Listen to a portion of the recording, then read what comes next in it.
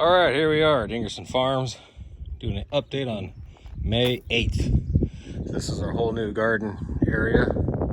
We still have the greenhouse-ish.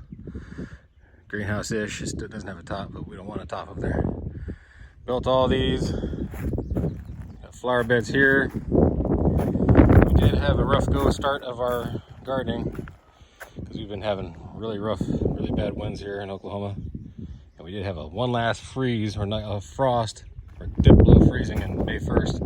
And we planted like a couple days before May 1st. So we didn't actually lose anything, but it really stunted the growth of it really bad.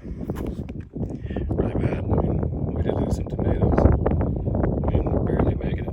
And the beans and stuff, we got some eating on them. Beans over there seem to be doing all right.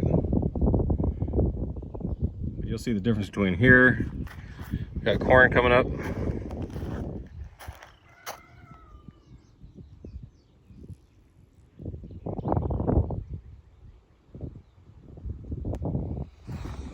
Magnolia tree we planted a couple months ago. Potatoes look good and the horseradish looks good. Potatoes in buckets we got going. Horseradish. More potatoes. I've looked at some of my old videos in the past and we had a lot more going on by now, but it seems like these frosts keep coming later and later. No matter how late you wait, you always get hit by one. Things in here seem to be growing a lot better because it keeps it from the wind. There's no rough winds that get in here and really mess the plants up like it does out there. And it does keep it from freezing as easily. Mint's growing real good. And we got all kinds of varieties of just about everything we sprinkled in here, starting to finally come up. Like I said, things in here are doing better than out there because of just being more, protected from the environment in general. We do have a shade cloth going across. But we got lots growing in here. Everything seems to be good in here. That's just kind of my own little vlog. I try to keep track of where I'm at year to year. That's how I know 2 years ago we were already pulling out pounds and pounds of radishes. Now we've got nothing.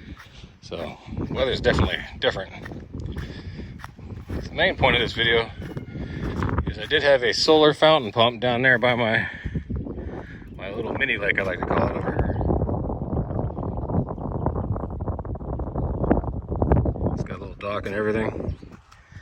But I took that fountain pump that runs on solar and brought it up here to the goat watering trough because the water up here gets stagnant real bad. You know how many times I dump it and clean it. So I just put this in here just 20 minutes ago. And these things run off solar and they do great. I mean, look at that. It's 196 gallons per hour. That's what it claims. I just put it in here, so let's see if it cleans this up. I'm purposely gonna let it stay dirty. I was gonna dump it. I'm like, no, I'm gonna let this see what this does. What I do is I get one of those coffee cans, the plastic ones, because they're food grade. It has coffee in it. And then I fill it with gravel and I put the pump at the bottom and I put the gravel all around it and I drill holes all over the can, and what it does is sucks water into the can and it filters it through all that gravel and it comes out much cleaner at the top. It was even clearing up that big pond down there. So I mean, that could definitely clean this up. So I'll take another video of that to see what that looks like and freshen up this water for these animals. And then I'll update when I got that video.